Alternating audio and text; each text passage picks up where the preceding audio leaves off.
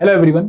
दोस्तों, एक बहुत ही इंपॉर्टेंट अपडेट है उन बच्चों के लिए जिन्होंने यूपीएससी ईपीएफओ एपीएफसी एग्जाम 2025 का रिक्रूटमेंट टेस्ट क्वालिफाई किया था और जो इंटरव्यू के लिए सिलेक्ट हुए थे। ठीक है, आप लोग जानते हैं कि 22 दिसंबर 2025 के आसपास रिजल्ट आया था, लेकिन पिछले 4 महीनों में कोई अपडेट देखने को नहीं मिली और आज एग्जैक्टली 4 महीने बाद हमें एक नोटिस देखने को मिल रहा है यूपीएससी की वेबसाइट पे, जहां पर उन्होंने फर्दर प्रोसेस के बारे में एक इन्फॉर्मेशन दी है। ये जो नोटिस है, आप व्यू ऑल पे जाके यूपीएससी की वेबसाइट पे जाके नोटिस 74 पोस्ट ऑफ एपीएफसी के रिगार्डिंग देख सकते हैं। एक पीडीएफ इन्होंने शेयर करी है। ये नोटिस क्या है मैं आपको समझाता हूं, लेकिन इस नोटिस को समझने से पहले एक बार आपको पुराना प्रोसेस समझना पड़ेगा जो फॉलो होता था। देखो, अगर मैं एपीएफसी 2023 एग्जाम साइकिल की बात करूं या फिर ईओ 2021 एग्जाम साइकिल की बात करूं, तो वहां पर हमने देखा कि पहले आप लोगों का रिक्रूटमेंट टेस्ट का रिजल्ट आता है, बहुत सारे बच्चे सिलेक्ट होते हैं और उसके बाद आप लोगों से डिटेल्ड एप्लीकेशन फॉर्म यानी कि डेफ फिल करवाया जाता है। डेफ फिल करवाने के बाद जब आप डॉक्यूमेंट्स भी सबमिट करते हैं डेफ फिल करते टाइम, उसके बेसिस पे आपकी डॉक्यूमेंट वेरिफिकेशन होती है और फिर डॉक्यूमेंट वेरिफिकेशन के बाद कुछ लोगों से डॉक्यूमेंट्स दोबारा सबमिट करवाए जाते हैं क्योंकि उनके डॉक्यूमेंट्स में कुछ इश्यू होता है और फिर final list interview selected candidates की आती है और फिर इंटरव्यू की डेट्स आती है, फिर इंटरव्यू कंडक्ट होते हैं। तो यहाँ पे एक बहुत इंपॉर्टेंट प्रोसेस जो है पूरा फॉलो हो रहा होता है। बट अगर आप इस बार की साइकिल देखेंगे तो आपको इस प्रोसेस में थोड़ा सा चेंज देखने को मिलेगा। वो चेंज क्या है मैं समझाता हूं। देखो, इस बार आप लोग जानते हैं कि 22 दिसंबर 2025 को रिक्रूटमेंट टेस्ट का रिजल्ट आ गया था। उसके बाद अभी तक यूपीएससी ने डिटेल्ड एप्लीकेशन फॉर्म फिल नहीं करवाया है। दोबारा सुन लीजिए, अभी तक डिटेल्ड एप्लीकेशन फॉर्म नहीं फिल करवाया है, लेकिन यूपीएससी ने एक नोटिस जो जारी किया है आज, यह है रिगार्डिंग डॉक्यूमेंट वेरिफिकेशन। समझिए नोटिस क्या है। इस नोटिस में बोला गया कि भाई हमने जो बच्चे हमने सेलेक्ट किए थे इंटरव्यू राउंड के लिए, उनके डॉक्यूमेंट्स को वेरीफाई किया है और डॉक्यूमेंट्स वेरीफाई करने के बाद हमने पाया है कि 201 बच्चों के जो डॉक्यूमेंट्स हैं वो सही हैं और इन बच्चों को हम फाइनली शॉर्टलिस्ट कर रहे हैं फॉर द इंटरव्यू। मतलब ये जो 201 बच्चे हैं, इनके डॉक्यूमेंट्स एकदम सही हैं, इनके डॉक्यूमेंट्स में कोई इशू नहीं है और इन बच्चों को हम सेलेक्ट कर रहे हैं प्रोविजनली फॉर द इंटरव्यू। लेकिन कुछ रोल नंबर ऐसे हैं जिन बच्चों को हमने अभी प्रोविजनल कैटेगरी का स्टेटस दिया है। इसका मतलब क्या है कि इन लोगों को कुछ पर्टिकुलर कंडीशन सेटिस्फाई करने के बाद ही इंटरव्यू के लिए बुलाया जाएगा। वो कंडीशंस क्या हैं कि भाई इनको कुछ पर्टिकुलर सर्टिफिकेट्स को सबमिट करना पड़ेगा, जो सर्टिफिकेट एक कोड से रिप्रेजेंट किए गए हैं। फॉर एग्जांपल, अगर यहाँ पर कोड डी लिखा गया है तो कोड डी के रेफरेंस में एक सर्टिफिकेट होगा।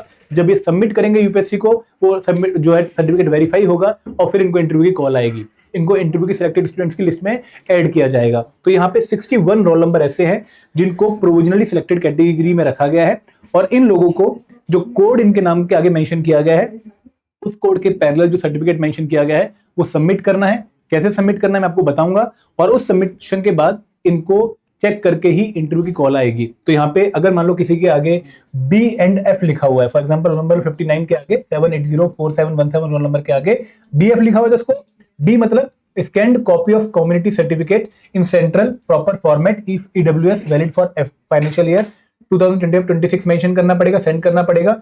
और एफ क्या है? एफ है scanned copy of affidavit for father name discrepancy in ORA application and other submitted document such as matriculation community degree certificate. मतलब इनके फादर के नेम में डिस्क्रिपेंसी थी, इनका जो ओआरए एप्लीकेशन फॉर्म था वहां पे नाम कुछ और होगा फादर का, और जो बाकी डॉक्यूमेंट्स इन्होंने सबमिट किए थे उसमें नाम कुछ और होगा। तो यहाँ पे अब इनको बी एंड एफ डॉक्यूमेंट जो है सबमिट करना पड़ेगा, मेल करना पड़ेगा। कौन सी आईडी पे मेल करना पड़ेगा मैं आपको बताता हूं और कब तक मेल करना है वो भी मैं आपको बताता हूं। तो यहाँ पे जो लोग इन 61 स्टूडेंट्स की कैटेगरी में हैं, उनको अपने नाम के आगे वाला कोड चेक करना है और उसके रिस्पेक्टिव डॉक्यूमेंट नीचे चेक करना है कि कौन सा सर्टिफिकेट उनको शेयर करना है। तो जब आप चेक कर लेंगे उसके बाद दोस्तों आपको एक मेल करनी है। किसको मेल करनी है? इस पर्टिकुलर ईमेल आईडी पे आपको मेल करनी है sospc2.upsc@nick.in और ये मेल आपने करनी है 2 मई 2026 से पहले पहले। आपका सब्जेक्ट क्या रहेगा मेल का? 74 APFC अंडरस्कोर और आपका रोल नंबर आप मेंशन करेंगे और फिर आपको ये मेल करनी है अलोंग विद अटैच्ड डॉक्यूमेंट। और यहां पर आपको ना सिर्फ डॉक्यूमेंट मेंशन करना है बल्कि आपको एक रीजन भी सबमिट करना पड़ेगा कि भाई आपके डॉक्यूमेंट में वो डिस्क्रिपेंसी क्यों आई है। फॉर एग्जांपल, यहां पे इन्होंने क्लियरली लिखा है कि candidates who desire to represent against their rejection or submit their deficient document in accordance with the criteria and modalities adopted as shown below for shortlisting candidate to be called for interview for the said post may submit the same with the substantive ground। मतलब यहाँ पे आपको reason ground mention करना है और आपको document mail करना है यहाँ पर इस पर्टिकुलर मेल आईडी पर, इस पर्टिकुलर मेल आईडी पर और इस डेट से पहले, तब जाकर आपको दोबारा चेक किया जाएगा और आपको इंटरव्यू की कॉल आएगी। क्लियर है? अब दोस्तों यहाँ पे डॉक्यूमेंट्स की मॉडलिटीज आप पक्का चेक कर लीजिएगा। मॉडलिटीज क्या है कि भाई the OBC candidate have been considered eligible subject to the undertaking which will be collected at the time of interview. OBC certificate जब आप इंटरव्यू के टाइम पे सबमिट करेंगे उसके बेसिस पे आपका फाइनल कैंडिडेचर डिसाइड होगा। ईडब्ल्यूएस कैंडिडेट को 2025-26 का ईडब्ल्यूएस सर्टिफिकेट अटैच करना था, ये उन्होंने क्राइटेरिया माना है। बर्थ सर्टिफिकेट को किसी डेट ऑफ बर्थ का वैलिड प्रूफ नहीं माना गया है।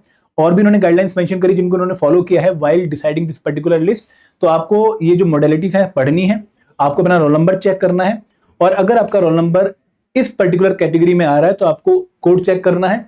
कोड चेक करने के बाद आपने वो डॉक्यूमेंट चेक करना है, और डॉक्यूमेंट चेक करने के बाद आपने मेल करनी है टू यूपीएससी एक पर्टिकुलर ईमेल आईडी जो मैंने आपको ऊपर दिखाई है, और डेट से पहले पहले करनी है। ये बहुत इंपॉर्टेंट पॉइंट है, आप इसको अभी फॉलो कर लीजिए और 2 मई की वेट मत करिए, पहले ही मेल कर दीजिए, क्योंकि इन्होंने क्लियरली बोला कि भाई 2 मई के बाद जो मेल आएगी उनको ओपन नहीं किया जाएगा। क्लियर है?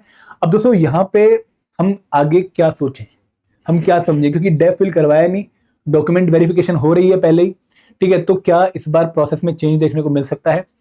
We are not sure. और यूपीएससी अभी जो है कुछ जवाब भी नहीं दे रहा है, फोन कॉल पे भी जवाब नहीं देता है, तो ये एक सरप्राइजिंग एलिमेंट हमें देखने को मिल रहा है इस बार के प्रोसेस में, and we will be getting back to you.